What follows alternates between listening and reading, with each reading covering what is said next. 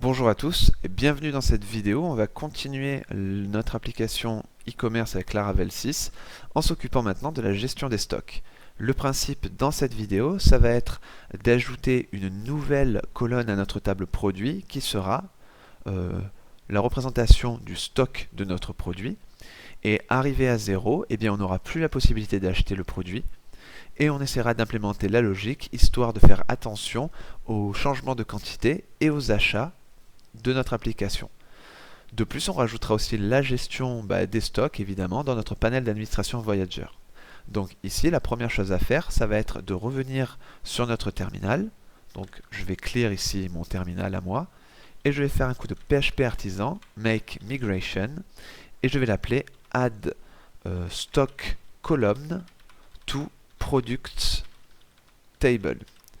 Et je rajoute un drapeau égal table. Alors c'est moins table égale products, histoire de préciser la table que je veux éditer. Donc quand la création aura été effective, on se rendra dans Database Migrations et on retrouvera ici notre migration. Alors le principe, ça va être assez évident. On va tout simplement récupérer notre table et on va rajouter un unsigned integer, c'est-à-dire un entier non nul, qui s'appellera stock. On pourrait le mettre par exemple après les images. Et on lui donnerait une valeur par défaut de 50, c'est-à-dire que chacun de nos produits aura une quantité de 50. Voilà. Donc j'enregistre tout ça, et maintenant je vais migrer ma base de données. Je fais PHP artisan, migrate. Et maintenant j'ai une nouvelle colonne stock. Donc je vais ouvrir mon ID SQL pour naviguer dans ma base de données. Et je vais vérifier tout ça. Donc dans ma table products, j'ai maintenant un stock de 50 pour chacun de nos produits. Impeccable. Donc je vais laisser ça sous la main histoire de gérer les choses. Maintenant, lorsque je consulte un produit, dans le cas où il est disponible, aucun souci, on va marquer disponible. Sinon, on va tout simplement le rendre indisponible. Alors, ce qu'on va faire, c'est se rendre dans notre vue show.blade.php. Et ce qu'on pourrait se dire par exemple, c'est on va se passer une variable directement dans la vue pour pas mettre trop de logique au sein de notre vue. Donc on va se rendre dans notre product controller. Et au niveau de notre fonction show, ce qu'on peut faire, c'est dire on a maintenant une fonction stock qui sera égale à product stock. Et on pourrait mettre un ternaire en disant est-ce qu'il est strictement égal à 0? Dans ce cas-là, on dirait que la variable stock contiendrait indisponible. Sinon, ça veut dire que le produit est disponible, donc on affiche disponible. Alors, pour des soucis de lisibilité, on va rajouter ici plutôt un tableau maintenant qu'on va passer deux variables. La première, ça sera product, et ça sera notre produit. Et la deuxième variable, ça sera stock, et ça sera bien sûr notre stock, qui sera pour le coup une chaîne de caractères. Alors, on va maintenant revenir sur notre vue. Ce qu'on peut faire, c'est au niveau des catégories, par exemple, se rajouter un badge avec la classe badge pile et badge info pour avoir un joli bleu et dire que c'est égal à stock. Donc, soit le produit est disponible, on affichera disponible, soit il ne le sera pas et ça s'affichera en fonction. De la même façon, au niveau de notre formulaire ici, qui est en réalité le bouton qui permet d'ajouter le produit au panier, on ne veut pas l'afficher s'il est égal à indisponible. Donc ça, pas de souci. On va rajouter une condition if. Si stock strictement égal à disponible, voilà, ça sera notre condition pour pouvoir afficher notre bouton. On va enregistrer et on va voir ce que ça donne. Je vais revenir ici sur ma vue, impeccable. On a le produit en stock et on peut l'ajouter au panier. On va d'ailleurs le faire. Voilà. Et maintenant, si je retourne sur ma base de données, alors c'est le produit qui a l'ID 39, et que je lui passe le stock à 0, et que je réactualise ma vue, le stock est indisponible et on ne peut plus acheter ce produit. Parfait. Donc on va revenir maintenant. On s'imaginerait passer maintenant le produit à 4 produits disponibles. Et maintenant, si je me rends dans mon panier, eh bien, j'ai un petit souci. Là, on va essayer de gérer la quantité parce que Ici, on a une quantité sélectionnable de 1 à 5. Le problème, c'est que si je veux passer ma quantité à 5, eh ben, je viens de le faire, alors que c'est pas possible. Donc, l'idée là, ça va être d'ajouter la variable stock dans notre JavaScript. Et lorsqu'on fera notre requête, on va tout simplement vérifier que la quantité disponible est bien disponible en stock. Donc, ce qu'on va faire, c'est revenir à 1, voilà, et revenir au niveau de notre index.blade.php qui se trouve dans ressources views carte, puisque ça c'est notre vue au niveau du panier. Et au niveau de notre select, on passait la data ID, donc qui était l'idée de notre produit au sein du panier. Maintenant, on va passer un data dash stock et on va dire que ça sera product. Et là, attention, parce que je boucle sur le panier, donc sur le cart content. Donc si je veux accéder à un attribut de mon modèle à moi, je suis obligé de passer par flèche modèle. Et là, je vais récupérer le stock, tout simplement. Ça me permettra ensuite de l'envoyer dans ma requête Ajax et puis de pouvoir faire la logique au niveau de mon contrôleur. Donc je vais créer une nouvelle variable qui s'appellera stock. Et sur l'élément, on récupère l'attribut data stock. Et on n'oublie pas maintenant qu'on l'a récupéré en JavaScript, et de l'envoyer dans notre body. Et là, stock, ça sera stock. Donc dans mon contrôleur, je pourrais récupérer mes données avec la clé stock maintenant. Donc c'est ce qu'on va faire de suite.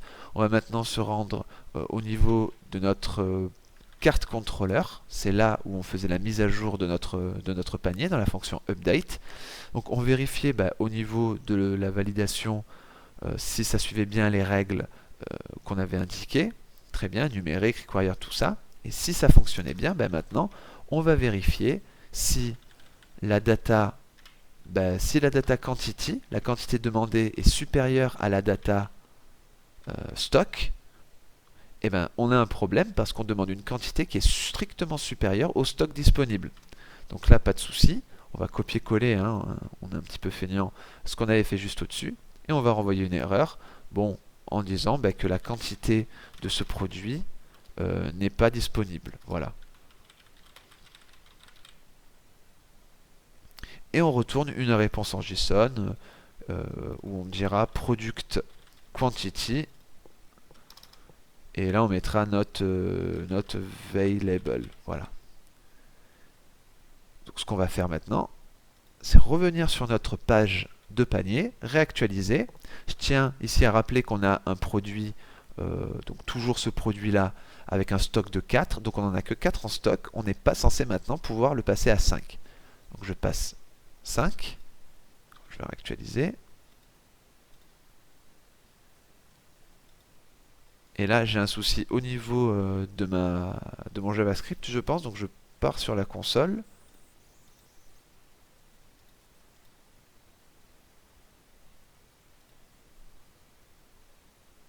Alors j'ai une erreur. Ah, j'ai oublié la virgule. Très bien. Effectivement, j'ai oublié la virgule, comme quoi ça peut tout faire bugger. Donc là, j'oublie pas ma virgule pour intégrer ça dans mon objet body. Je réactualise tout ça. Donc j'ai une quantité de 1, j'essaye de la passer à 5, et là ça ne fonctionne pas. La quantité de ce produit n'est pas disponible. Je vais essayer de la passer à 4, et là c'est tout bon. On va repasser la quantité à 5, histoire de voir si maintenant je peux effectivement passer la quantité à 5. Je la passe à 5, et c'est parfait. Donc maintenant ce qu'on va faire, tout simplement, on va aller passer à la caisse, et c'est là que on va devoir acheter l'objet, et bien sûr on va devoir tout simplement le décrémenter. Donc ça va se passer au niveau de notre checkout controller. Donc on va se rendre sur notre checkout controller, et au niveau de la fonction store, si le paiement a bien réussi, avant de supprimer notre panier, pour pas trop rajouter de logique, parce que c'est vrai que la fonction est relativement grande déjà, on aurait dû déjà refactorer un petit peu, on va appeler une fonction qui n'existe pas encore, qu'on va se créer, et qui va s'appeler update stock. Voilà. Cette fonction-là, on va la créer. Donc, je vais la créer tout en bas. ça sera une fonction privée puisqu'elle sera appelée que au sein de notre classe checkout_controller. Private function update stock. Et là, le principe, c'est assez simple. On va boucler sur notre panier et à chaque fois, on va récupérer le produit qui est dans notre panier et on va aller soustraire la quantité sélectionnée de notre stock effectif. Donc, on est parti. On part sur un for each, cart content, as. Alors là, on va plutôt l'appeler item parce que si on l'appelle product, on va se retrouver avec deux products dans notre boucle et il va y avoir des conflits et les choses vont pas se passer comme on veut. Donc j'avais testé les choses avant. Faites attention de ne pas avoir de pas utiliser deux fois le même nom de variable quand on a déjà ce nom ici. Donc ce qu'on va faire, c'est récupérer notre produit. Pas de problème, on sait le faire maintenant. On va appeler product et bien évidemment au-dessus, on n'oublie pas le app/product, on importe les modèles à chaque fois. Product, find, et là, on fait un item. Alors là, on n'oublie pas, encore une fois, c'est l'idée qu'on veut en base de données, c'est un attribut qui fait partie de notre modèle, donc flèche modèle, flèche ID. Et maintenant, ce qu'on va faire, c'est faire un product, et on va faire flèche update, et on va se dire, on va passer un tableau, et nous, ce qu'on veut éditer, c'est la colonne stock. Et bien pour la colonne stock, tu vas tout simplement retirer item quantity, c'est-à-dire la quantité que j'ai sélectionnée au niveau de mon panier. Donc on récupère le produit depuis l'idée du produit dans notre panier, et ensuite on vient le mettre à jour. Forcément, on met à jour juste la colonne stock avec la quantité. Donc maintenant, cette quantité-là, ce qu'il va falloir faire, c'est tout bête, on va faire une soustraction. On va se dire, on a un product stock, en l'occurrence 5 ici, et on va tout simplement lui soustraire la quantité sélectionnée dans notre panier. De cette façon-là, si on en a 5, on a commandé 5 et on en avait déjà 5, on fait 5 moins 5 et ça fera du coup 0. Donc on mettra à jour la base de données. J'enregistre ça. On va venir revenir sur notre application. Et ici, on va passer une carte de crédit valide et on passe au paiement. Impeccable. Donc ici on a dû rencontrer un petit souci parce qu'on a utilisé la fonction update et on n'a pas précisé quel champ on voulait mettre à jour à la volée. Donc ça c'est quelque chose qu'on va devoir modifier dans notre modèle product. On va créer un champ protected et ça sera fillable. Et là on va juste indiquer stock parce que c'est le stock qu'on veut modifier à la volée. Donc on va revenir sur notre application. Voilà, donc on a toujours une quantité de 5, il n'y a pas de souci à ce niveau-là. On passe à la caisse et on va pour payer.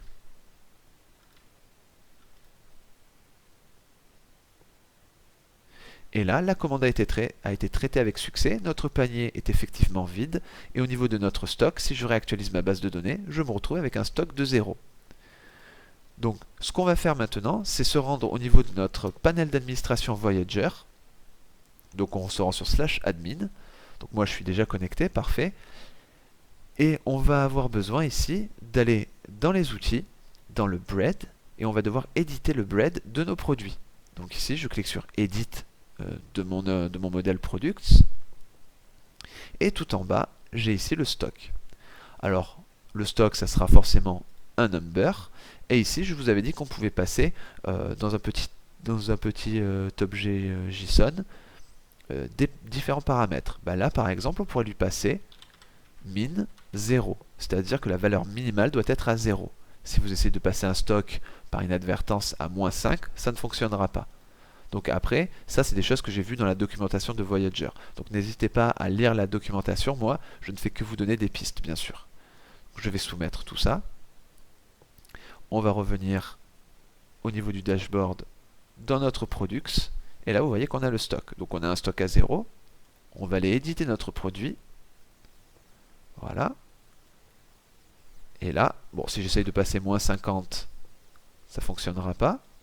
Et si j'essaye de passer ici, allez, on va se dire 50, hop, je remets à jour la quantité de mon produit depuis mon panel d'administration. Et là, je réactualise, c'est bien ça. Donc, un dernier cas qu'on va peut-être vouloir traiter, je vais revenir ici sur ma boutique. Ce que je vais faire, c'est rajouter ce produit dans mon panier. Puis je vais en acheter un certain nombre. Voilà, 3 par exemple. Je vais passer à la caisse. Et à partir du moment où je décide de passer à la caisse, il se peut que le produit ici soit totalement vendu et passe de ce fait à 0. Et dans ce cas-là, moi je vais quand même débiter ma carte de crédit et finalement je vais commander un objet qui n'existe déjà plus. Parce que entre-temps, il se peut que plusieurs personnes achètent en même temps et dans un battement de temps différent le même produit. Ça peut être compliqué. Donc l'idée pour se prévenir au maximum de ce genre de choses, ça serait au niveau de notre checkout controller, avant même de faire quoi que ce soit, lorsqu'on appelle notre fonction store, on va quand même faire une vérification. Donc on va l'appeler check if available. Voilà. Et ce qu'on va se dire, c'est peut-être mettre ça dans une fonction if. Et si... Alors ça sera plutôt if not available. Et dans le cas où notre produit n'est déjà plus disponible, on va tout simplement renvoyer une erreur. Donc renvoyer erreur, on va écrire le code juste après. Sinon, on continue, on finalise la requête et on procède à l'achat. Donc ça, c'est une fonction qui n'existe pas. Donc on va revenir ici. On va la mettre au-dessus parce qu'en général, on l'appelle plutôt avant update stock. Et on va écrire la logique. Donc ici, le principe, ça va être assez simple. Ça va être un petit peu le même qu'en bas. On va boucler sur notre carte content as item. Et pour chaque item, on va récupérer le product. Donc c'est exactement la même ligne qu'ici. Donc on va récupérer notre produit. Et on va rajouter un if. Et si à un moment donné on a un stock, donc product stock, qui est inférieur à item quantity, ça veut dire que on aura un stock inférieur à la quantité qu'on aura sélectionnée dans notre panier. Et dans ce cas-là, on va retourner true. Donc on fera ça pour chacun de nos produits en base de données. Et si on sort de la boucle sans souci, on retourne false. Donc dès que cette fonction renverra true, ça veut dire qu'on aura un produit qui sera plus disponible en base de données, ou du moins le stock sera inférieur à la quantité demandée. Ce qui peut arriver dans le cas où quelqu'un aura acheté avant qu'on puisse passer au paiement. Du coup, à ce niveau-là, si à un moment donné ça renvoie true, ce qu'on va faire, c'est tout simplement stocker en session. Alors je crois pas qu'on ait utilisé les sessions ici. Donc on a bien session qui a été importée. Ici il va falloir faire attention d'avoir eu Illuminate Support Facade Session. On va faire un session flash. Un produit dans votre panier n'est plus disponible. Et on fera un return, bien sûr, response JSON. Et là on dira que success vaudra false. Et on passera un statut de 400.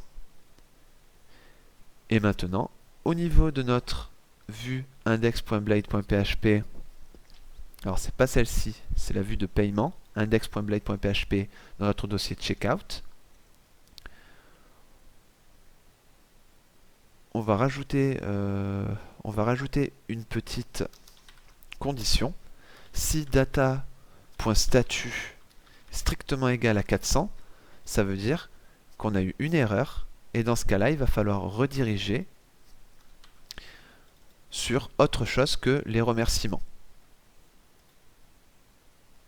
Donc cette variable qui est définie ici, on va plutôt la définir après.